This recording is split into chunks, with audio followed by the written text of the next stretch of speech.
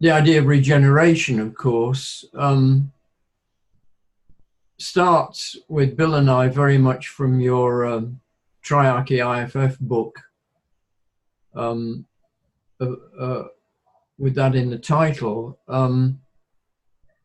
But quite separately, Bill found himself drawn into that area. And I met with Eduard Muller in Gothenburg last March and heard about his aspirations for Costa Rica and his university and so on. And it became clear that this was catching on. Then what happened was that I was challenged to do a deeper dive into what our approach was really, what was the essence of it.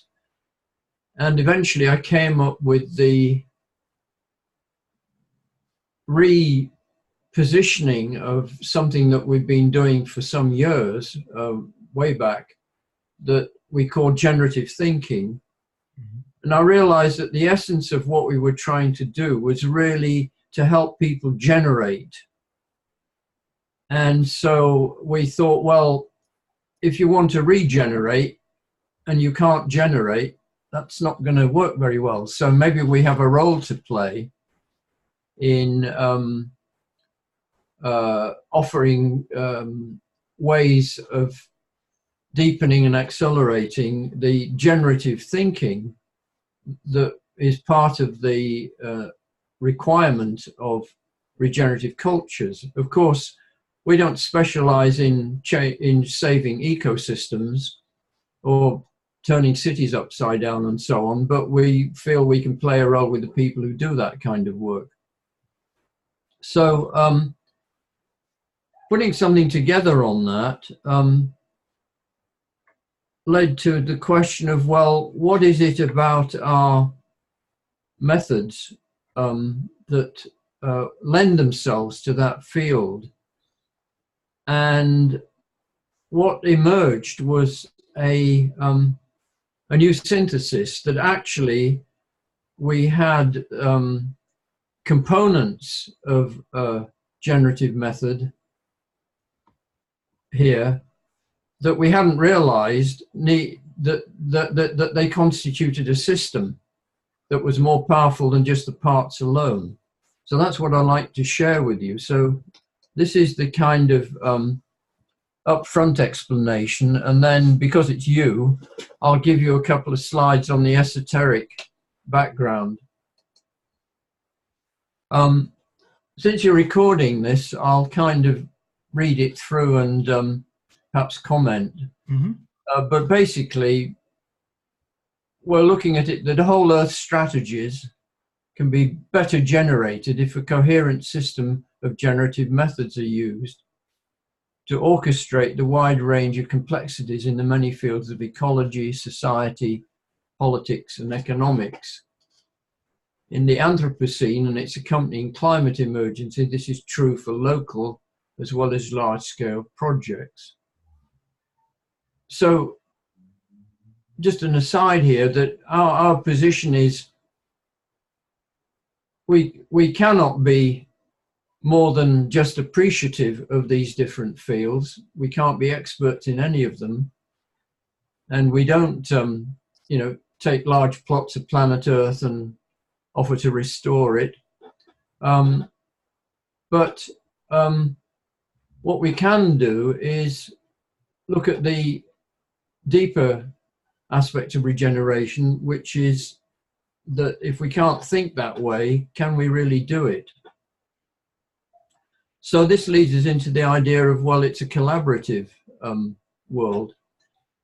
Yet the history and development of most of our collaborative methods are based on analysis, specialization, and dislocation rather than synthesis, transdisciplinarity, and integration.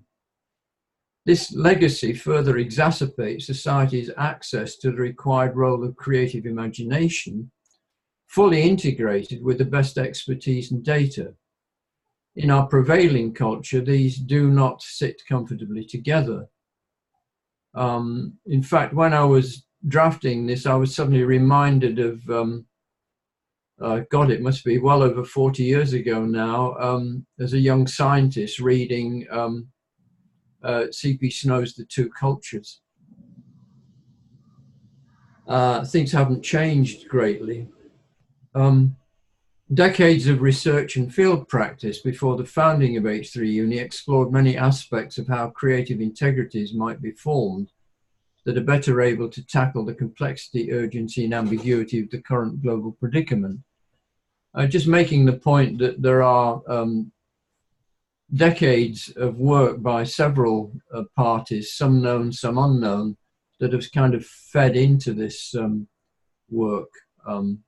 It didn't just start when we set up the enterprise called H3Uni. To enable effective transmission of these, they've now been distilled down to a system of 5 core methods based on what we call generative methodology. We regard generative methodology as a key to human processes of transformation, regeneration, and integration, able to scale link from the personal through the local to the global.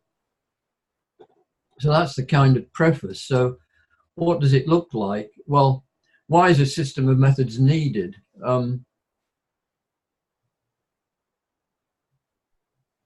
A benign integration of humanity with the planet makes demands on all aspects of the human being, mental, emotional, physical. Just thinking stuff, just feeling stuff, just doing stuff alone are insufficient and easily fall into disconnection, alienation, and generation of unintended consequences. So the following diagram represents a span of concerns that are needed to integrate these factors to create an integrity. So we can look at it as 2 large overlapping worlds: the planetary world, which of course is the planet, the biosphere, the habitats, the whole climate and atmospheric and so on world of the planet. And the human world, which, although it's part of the planet, there's a big overlap, has its own peculiar nature of psychological and spiritual depth. To bring these 2 together needs a kind of bridging process where we need to improve our ability to grasp the complexity of the planetary world. We need to be able to engage future consciousness in the present to see what transformations and regenerations are required and to be able to envision that. And we need the ability to navigate transformation through the inevitable tensions and polarities that arise from what in our language we call the connection or interrelation between Horizon 3 and Horizon 1. And to do that, we need to be able to do it in communities. We need to be able to evoke the human world as wisdom, not simply as creatures, a species on in the biosphere. So how does that map into what we're doing? Well, the planetary world, we've developed the world system model as a quick way into the complexity of the world human system, the socio-ecological system. And this provides a shareable mental image, which is simple, but not simpler than is needed to get our minds and hearts around the interconnected issues. But if we're looking at, say, a particular place-based regeneration, we need to absorb the complexities of that particular and peculiar situation. And that's grasping complexity. And we find that the hexagon clustering methods and things that derive from that, like influence diagrams, enable a multidisciplinary group to come together and share their ideas and generate new concepts to understand what's going on. Then when we move into so where might this go? What is the vision of the regenerate future? We can use the 3 horizons method, which honors both the existing world, the future world, and the transformation, the metamorphosis that's needed between the two. But then if we have transformative innovations to actually address the challenge, we come into the tension between the old and the new, between the Horizon 1 and the Horizon 3, and Horizon 2 initiatives triggering pushback and difficulty. And in order to avoid polarizing those as for and against, or them and us, we find the dilemma resolution method enables us to better navigate the combinations and complexities of differing values and cultural positions in relation to the change, by again creating conditions for creative insight that transcends the starting positions of all the parties.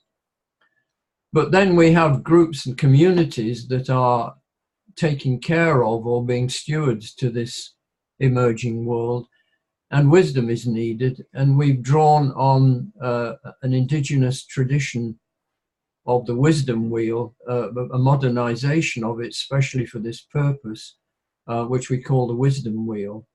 So you can picture that if you work through this bridge from the world system, we can develop our understanding collectively, arrive at wise insights, and then navigate the interventions back into the world, and this becomes a systemic cycle. End of speech.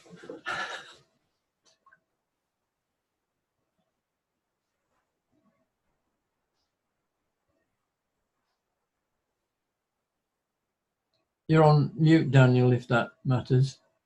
Thank you. Thank you. I didn't notice. Yeah, thanks for that. That's like, it's wonderful to see the methods that you've shared with me over the years, all in this one storyline, now making sense together. So this happened as you were looking at the material that Regenesis Group has put together more deeply, or just in conversations with Bill in general about regeneration? Well, Bill's the one who does the in-depth study, so he was feeding me distillations, which I believe he'd started with you, the work that you did together. I was simply doing my usual jackdaw approach and plucking out the shiny bits, and linking it with, you know, other background, and the other background, which is what comes next, is that, of course, I've been doing this cosmic ecology work and drawing heavily on John Bennett's systematics, which I've rechristened qual systems, to sort of modernize it and deconnect it with systematics in biology. So qual systems has a transformational system, which is the Pentad, the fivefold system. So what I've been looking at, as it were, at the next level is this kind of arrangement. Now, the Pentad is a very interesting diagram, which Bennett particularly elaborates in volume 2 of the Dramatic Universe, and which I used to build the system of 8 cosmoses in my cosmic ecology.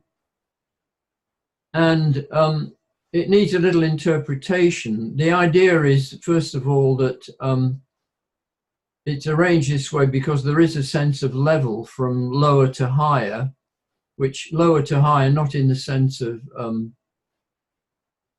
a conventional hierarchy, but coarser to finer, if you like. And so the outer terms here are as it were, the outer boundaries of the system in question.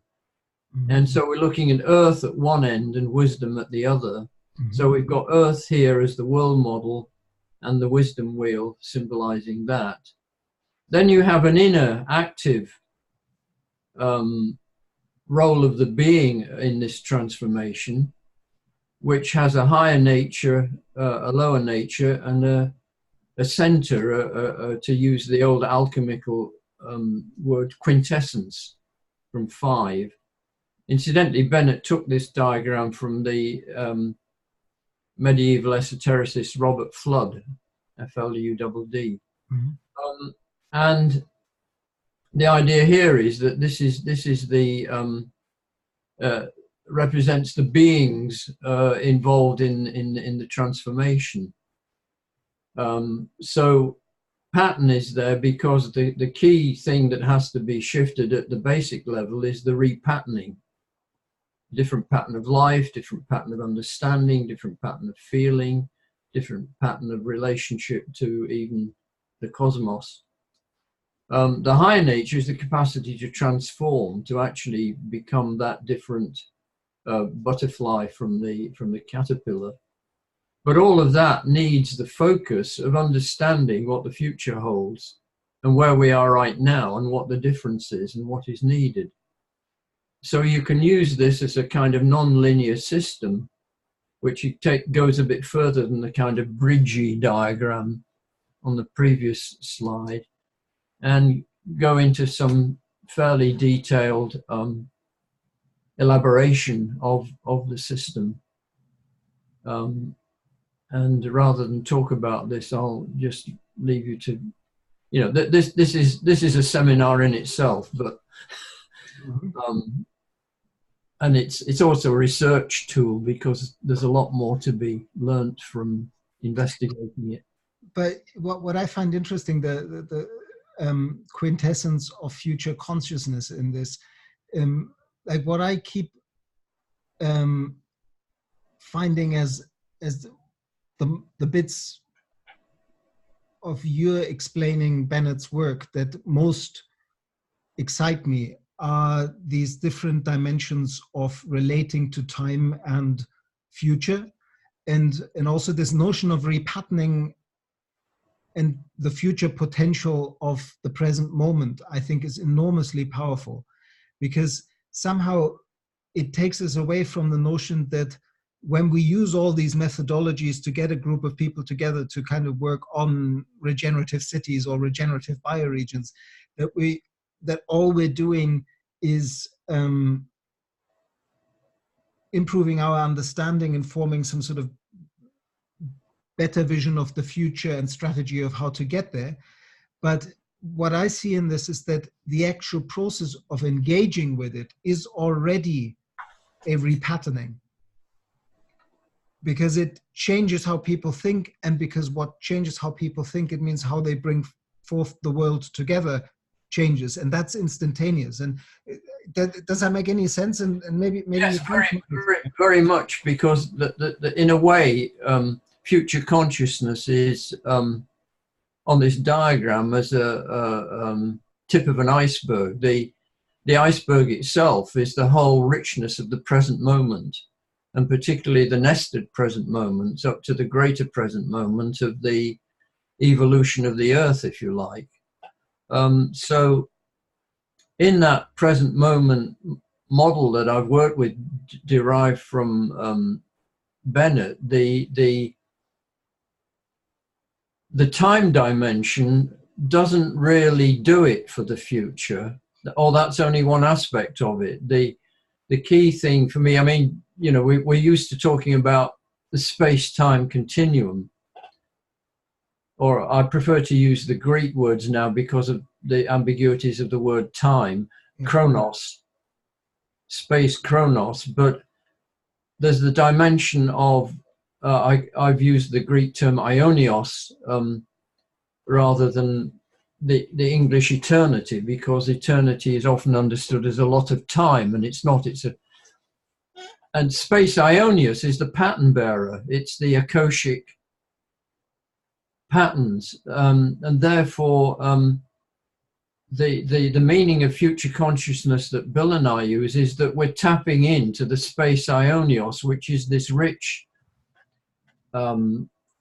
potential. I suppose in olden times it was called the civitas Dei or something like that. It was the sense that there was a potential world that might be actualized, that might come about, and trying to shift this from some kind of religious dogma into some kind of scientific principle that this dimensionality does, in some sense of the word, exist. And then you've got the third time-like dimension that Bennett called hyparxis, which is also from the Greek, meaning ableness to be. So we can have a potential, we can have an actual, the potential is greater than the actual, but have we got this third factor of the ableness to be to enable it to come about? Mm-hmm. And that level of coming about is transformative. It's not chronological. It's not one damn thing after another. Okay. See, this is where it, for me, because that's always been my, I would love to engage people in Regenesis and even Carol Sanford who hold this deep knowledge of regenerative practice that they've kind of curated as a set of frameworks and ways of working over the last 20 years. They map so perfectly onto this, because what like the whole notion of essence and potential and the way that the practice itself unveils the potential that is already there, rather yes, than additively creates it. So it's the difference between what Henry calls authentic wholes and additive wholes. Yes, that the essence and the potential is there, but it needs that practice to actualize it. Yeah, I mean, our first person development is a critical factor in the instrumentation of being able to access. And that's why I've did my last colloquium in early September on creative imagination. Mm-hmm. I didn't talk about it in that colloquium, but I'm drawing quite strongly on Rudolf Steiner's work on imagination, intuition, and inspiration, mm-hmm. as three higher faculties.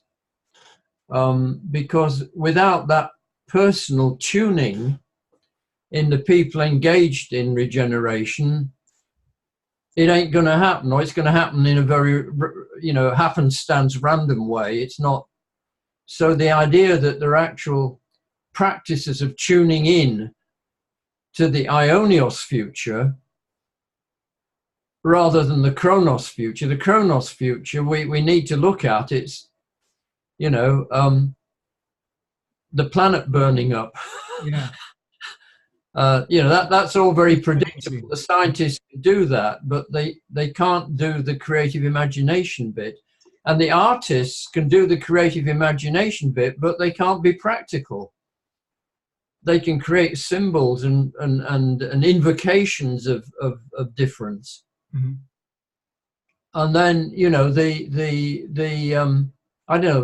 the permaculture enthusiasts can manifest something which is amazing and draws out the potential, but because it's not understood in this wider context, it doesn't kind of scale and communicate perhaps in the way that we need it to do.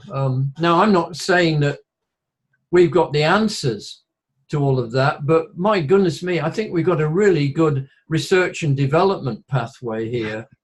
No, one thing that also, as you were outlining the initial 5 with the earlier diagram, I was looking at,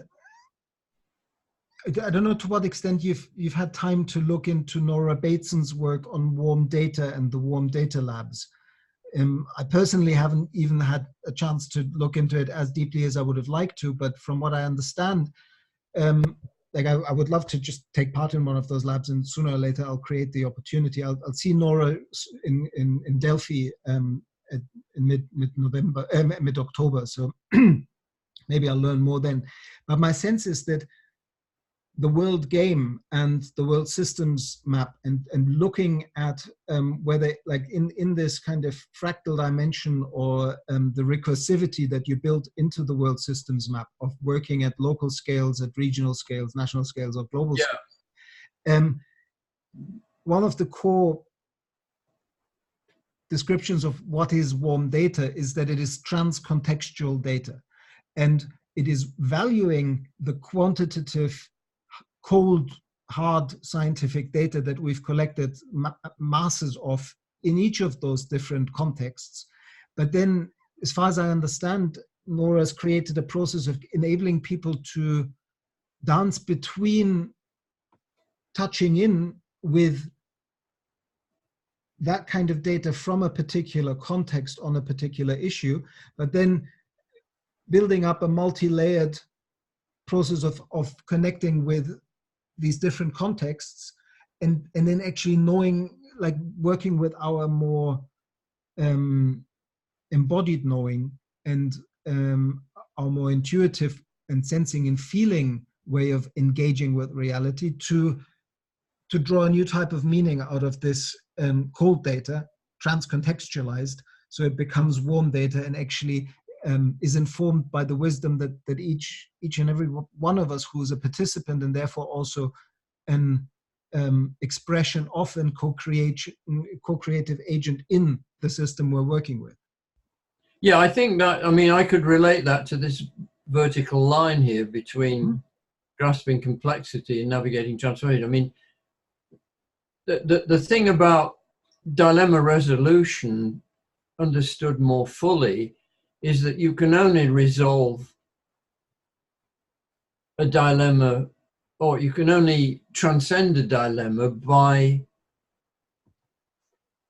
let's just call it creative imagination for the moment. And therefore you have to have a way of relating the hard imperatives of the data with the human capacity to make meaning and significance out of that can, you know, then establish new ways of living, particularly living with nature and so on. So I think probably one could create a much more generic version of this diagram that would assimilate more approaches and possibly show ways in which they might relate, interconnect. I mean, this one is particularly done to deal with you know, our own particular special offerings, as it were. Mm-hmm. So I think that those explorations. Just can you flip back to the wisdom wheel, because I haven't practiced. I mean, I've worked with the way of counsel and the wheel of the 4 directions and indigenous wisdom around that for a number of years, but this kind of these different roles, the strategist, the guardian, and so on, I'm not familiar with that version of the wisdom wheel. How does that run as a process?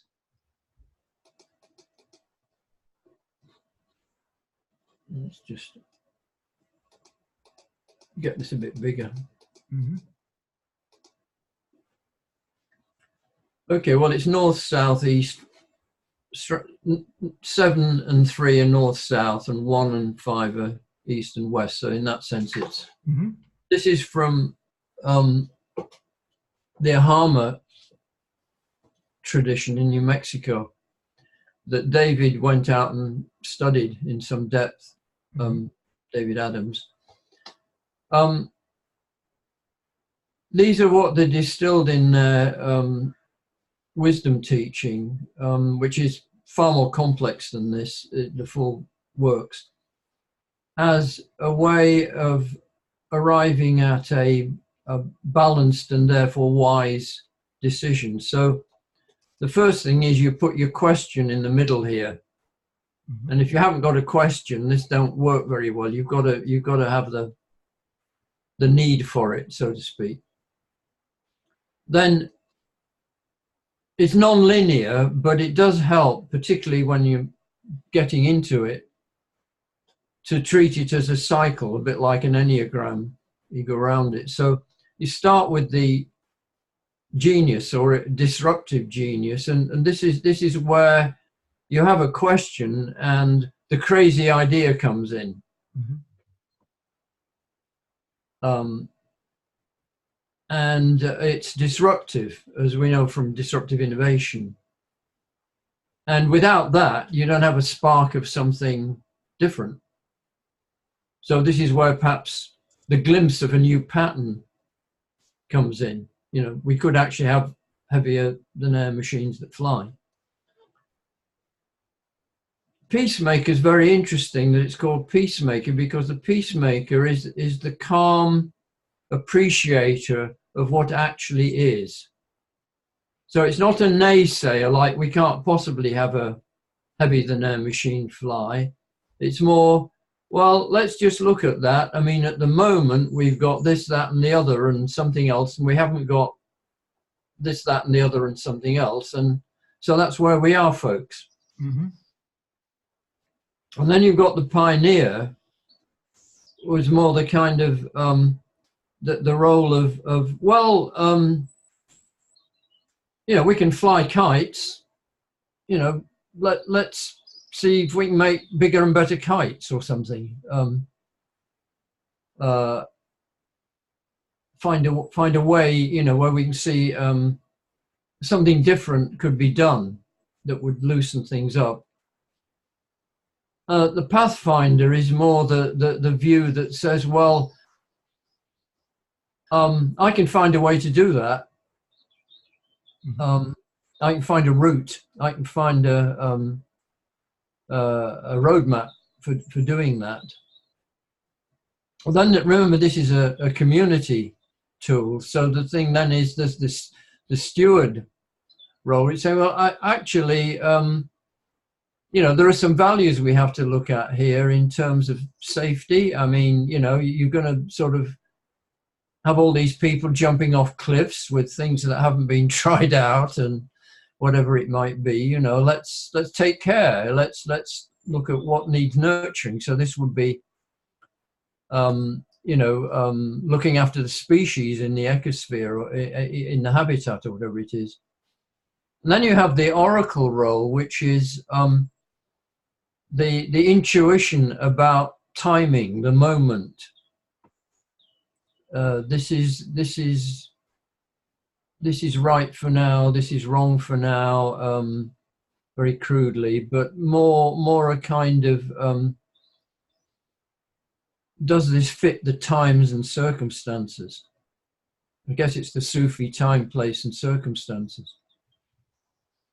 And then you have the strategist. The strategist is the, well, if you guys are doing all that, you're going to have to put it together real smart to actually get there, and so you need some strategic ideas. And then you have the guardian role, which is the, well, hang on a minute, we have an ethos. Is all this consistent with our values and our ethos and what we stand for? Now, I've taken you around in a linear way, and that's the way, say, a project might evolve, but actually they're all echoing with each other. The strategist and the pioneer resonate, the steward and the genius do, actually. There's the kind of, you know, the steward also has a role to say, we've got to take this genius seriously, otherwise we're all stuffed, and so on. The peacemaker is looking at what actually is, but the oracle is looking at what is really deeply. Yeah, I mean, for me, this role of the oracle of again bringing us to that multi-dimensionality of, yeah, it's more the present moment than time, because time is so Yes. fleeting. Yeah. Yeah. Yeah. That at the same time, like, I love that early on you mentioned scale linking, like this which has been such an insightful notion for me in my thinking about how to create planetary health or systemic health across all those, from personal to family to community to bioregion to planet. And this transformational power that is in understanding that everything we do is an intervention, but everything we experience runs in fast and in slow cycles at the same time. And we have to kind of pay attention how our interventions make sense in the shorter cycles and in the longer cycles. And it's yet another, like, to some extent, the mapping of the world system model connects transcontextually 12 nodes of key elements of a viable system that we need to consider at minimum. But it sort of does so more in a kind of placey way. Yeah? Yes. And what I find that this Panarchy loop in resilience theory does nicely is to remind how those patterns of connected issues in place physically also run at different speeds, and how it's so critical to do everything in perfect timing. If you do the wrong thing, or if you do the right thing at the wrong time, nobody listens, and you get frustrated, and you have to try again 10 years later or 30 years later. And I mean, it's you know, to me it's amazing we're having this conversation after, what, have we been around for 20 years now? You and I mean, you know, since Findhorn, I don't know, seems a long time. No, it's actually a wonderful 12 years. We met 12 years, is it? Oh, we met in 2007. Yeah. I came across the poster of the original systems course you put on with me, in tidying up the lab here. So so that now, obviously, if you look at wisdom, there are many other wisdom methods and traditions. Clearly, there are other ways of looking at the Earth human system. There are all kinds of systems thinking-y things and pattern language and stuff there. And you know, we've mapped out other futures methods and so on, and there are all kinds of conflict resolution psychology and goodness knows what. So, but our claim is that this is, you know, it's not the only motor car in town, but it's a damn good model. It drives nicely, so why not try it, you know? And there are very few of them around, so, you know, we do with more. No, it isn't only generative in terms of the process of engaging with either one of those 5 methods, and particularly the process of engaging with a focus on a place with a purpose sequentially with all of them will transform the people who engage on that in the journey. It will both transform their full awareness of the issue, the question, like the system in question or the question in question. But I think more than that, because as you do so together, it actually builds relationship, and it repatterns. And so and that's why I think it's powerful, because it demonstrates what it tries to generate, which is that the very act of engagement is an act of repatterning. We don't need to rethink the future and then start doing it by rethinking. No, that's the old planning model. Yeah, we are already doing. Yes. in that process. And of course, particularly if you do it with people over time, which is this almost ad nauseum theme that runs through regenerative cultures, the living the questions together that I sort of start with and then repeat a lot throughout. That's one of the things that Bill has been working with him on, but the whole problem that the level at which many of these challenges come out at the sort of future stewards and similar levels is people are not a coherent group. It doesn't that we develop some of these tools. They're all, in one sense, developed in communities or corporations where one could have people around for a while and they could appear more than once. Yeah. And yet we seem to have this kind of, gathering of interested parties, and you've got a day to put them through something, and then they never. That's always the problem. It's sharing a method, but it doesn't share an experience of the power of the method over time. Because I noticed this more and more in terms of designing educational experiences, or venturing into bringing people together so they can do something transformative together. If you only do that once, it has a little inspiring effect. It builds human relationships. You have all sorts of unforeseen ripples come from those meetings that might be transformative. But if you want the actual issues to transform and the people to learn, you need to bring people into some form of action learning cycle. And I think that's what this quintet would do really well. If you could convene the same group of people that Leaders Quest managed to convene once for a day or two, over a year, 5 times, and each time they work with these different methods, but their issue, and in between they deepen their dialogue and their reflection, and then you really have transformative projects growing out of it. And even better if you just work, rather than work with disparate groups, working with people in place. That's what I'm so passionate about now for 2020. No, I can see that is the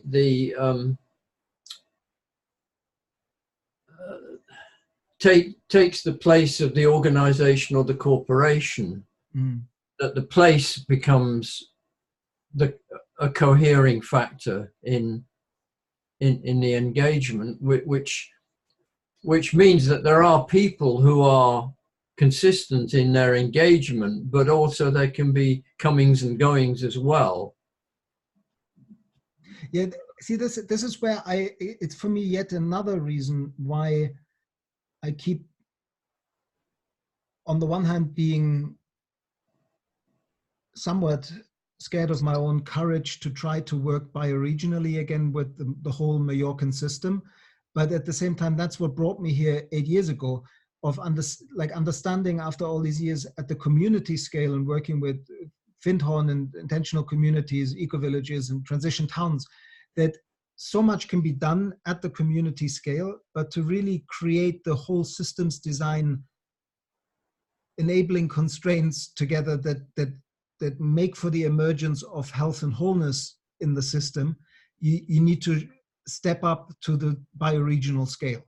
And then also running a process like this over time, with some people coming in, some people coming out, with a core group that runs through the whole process.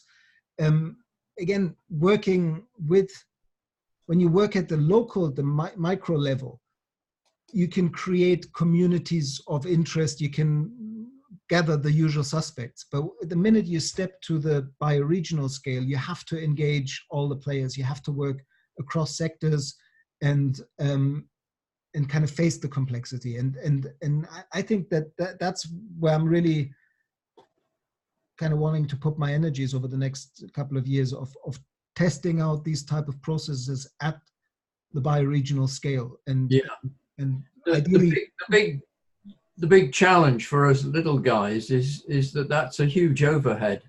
Yes, getting that funded, and sustained, because the thing is, it's not just I mean, it's actually peanuts compared to the scale of the problem and the amount of resources available. But yeah, the Horizon One culture doesn't get it. If local governments plus locally important larger corporations would understand that that's their way of risk managing the future and building climate resilience to finance these processes, then they could happen everywhere. Because it's what I've also realized, it's not enough to be able to pay the people who are facilitating, and like really, if you want to engage people in building a transformative community that through running through a process like that also transforms and therefore repatterns, you have to somehow resource all the people, the participants, to not have to be out of pocket to be taking part in what you're offering. Yeah. Maybe they contribute a little bit to have some form of energetic engagement, but also to be given time to reflect on that process and prepare between one and another face-to-face element by staying engaged, whether it's through online conversations and so on and so forth. And so part of, like, I've been starting to look into writing sort of grant applications for these kind of processes. And really you want to be able to run with groups of 40, 50, 60 people that you can invite to these and can cover part of their organizational time wherever they work in which of the 4 sectors, to stay engaged with the process. And then you would have a group that would over a year or a year and a half running through a process like that really come up with a repatterning of the future of that region. Yeah, that's the well, I think on a personal note, if I was your age, I'd still be up for it. But at my age, I'm afraid I'm going to have to be part of the meta system. Yeah. No. And feed stuff in. You know, I was saying to the guys in H3 Uni, look, we've got to have a much more modest ambition for H3 Uni, because you know we're basically just 3 old guys and a few friends. You know, let's get, you know, that was the peacemaker speaking. You know, let's just calm down and look at who we are and actually where we are and what we can really do that's got some leverage. And I think this is what I've shared with you here is part of that sort of thrust. Yeah. And what excites me is just thinking about, you know, how can I put it?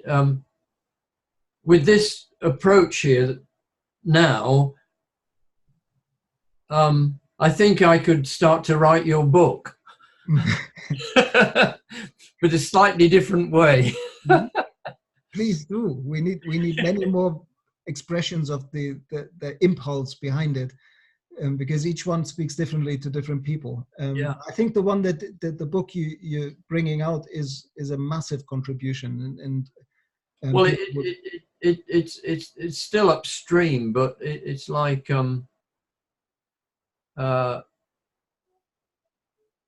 it's not fashionable to give great value to ideas, but I think ideas of in their time, at the right time, are very powerful. And we need some of the ideas, like, you know, the way you pick up on present moment multidimensionality. And you know, I was listening to some of what you were saying just now, and I suddenly had a flash and thought, blimey, that's almost like Henry talks. Yeah. You know, it's all rubbing off gradually between us. You know, absolutely. I mean, Henry's been between you and Henry have been really the 2 people that have deeply shaped the way I think. Other people, like, I mean, Brian Goodwin and Stefan Harding have also shaped very much what I think about and the content of my thinking, but the actual pattern of thinking shifting is something that's why I find it so fascinating that Henry and Gertie, the Gertian approach, and his working with that sort of phenomenological, hermeneutical approach, then the way of all the techniques that you've just explained that H3 Uni is stewarding and has shared through the website, and how people can work with these 5 methodologies and processes, and then to find yet another third group of elders that have also somehow drunk from the same fountains through and Gurdjieff, that are the elders in Carol Sanford and the Regenesis group. I find it fascinating that they're all connected, and I'm just continuing to there's something going on. We might get to the bottom of it eventually. Exactly. So can you just briefly, before I stop the recording, say a couple of things about your book and what it's about and when it's coming out? Well, Systems Thinking for a Turbulent World is a rather ambitious attempt to pull together some powerful theories that need to be, in my view, embedded in practice. And in our academic world, theory and practice are rather kept separate. So the worst case scenario is it's a book that will not be read either by theorists or practitioners. But the signs that you're getting from your little experiment with your network suggest that maybe there is a population of people who really want to bring good theory, new ways of looking at the world, and good practice like what we're applying it to together. So I hope it's a contribution to that. And to me, that's a kind of a paradigm shift that I've been obsessed with for some time. So the reader, in search of new ways of thinking, I'm just reading from what will probably be on the back cover, will be introduced to concepts new to systems thinking that integrate systems thinking and futures thinking. The concept of anticipatory present moment, APM, serves as a basis for learning the cognitive skills that better enable navigation through turbulent times. A key personal and team practice is participative repatterning, which is the basis for transformative innovation. This practice is aided by new methods of visual facilitation. Hang on, sorry about that. Liz trying to reach me, otherwise she'd answer it.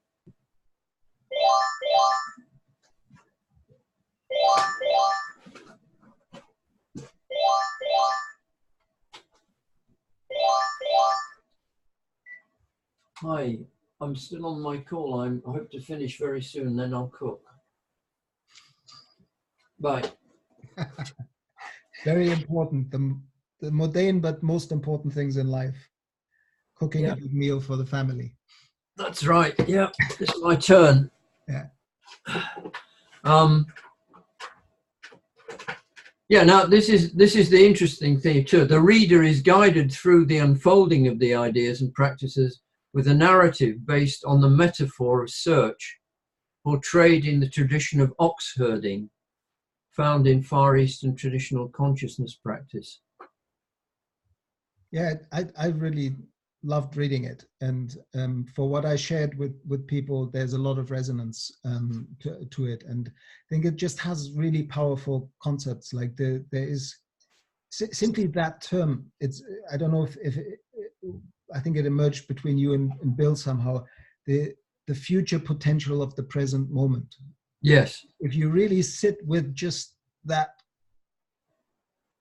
just sit in it. Yeah. You really have to sit with it, but it's powerful, and because it also it's almost like one of those Zen sticks that if you're about to react against what somebody has just said, then if you think future potential of the present moment, you can like Krishnamurti saying there's a world between the moment that you see the tiger and you respond to seeing a tiger. Yes. running away in fear or realizing the tiger isn't hungry and marveling at its beauty makes all the difference. And so it's a sort of metaphorical way that I understand the future potential of the present moment, that we can, by reperceiving the present, shape the future. And by reperceiving how we are in the presence, how we are in relationship with other and self and now and future generations. Yeah, I was struck. There was some talk that John Bennett gave. It's too far in the past to recollect properly, but it was something like it was a lecture on the future, and he started by saying, "All we have is now." Exactly. Yeah, exactly. Discuss. Exactly. I think that's a perfect place to stop, that regeneration is actually exactly what happens now, always. Yeah. Anyhow, just quickly, Daniel, the stages of the book the exploration are the seeking of the ox is healing our fragmented world. Mm-hmm. You know, we actually need the ox. The ox is a symbol of the unknown thing we need. The second, finding the tracks, is rehabilitating the observer. We've actually forgotten ourselves in the process of our last 300 years of scientific development and so on. The third step is the first glimpse of the ox, which is the chapter reperceiving the future. Actually, we've got trapped in a time assumption that's become unhelpful. We need to look at it differently. Then the fourth step, catching the ox, is the anticipatory systems are different, which is the introduction of the APM. And then the fifth stage of taming the ox is cultivating decision integrity, is that leads us into decision as learning and the notion of undecidable questions, which is fascinating. And then the chapter 6, riding the ox home, is the step to the co-creative way, that we need to do this together and we need the practice of repatterning. And then the seventh stage is the ox out of sight, the self alone. The chapter's called Transforming in the Now, Perception Within the Present Moment, what we just mentioned. And then chapter 8 is natural systems thinking. It's that in this case the guy who's been looking for the ox no longer is concerned about the ox. He just wanders into town and things get better. Mm-hmm. Yeah, that's the. There are 10 stages if you look it up, but the original one way back in Taoism was 8 stages, so I went with the original Taoist. So anyway, it must be quite late for you, 7 o'clock in the evening. I better catch, if I want to catch my daughter before she goes to sleep. Yeah, and I need to. So thank you so much. I'm just going to stop recording now. Thank you. Yeah, well.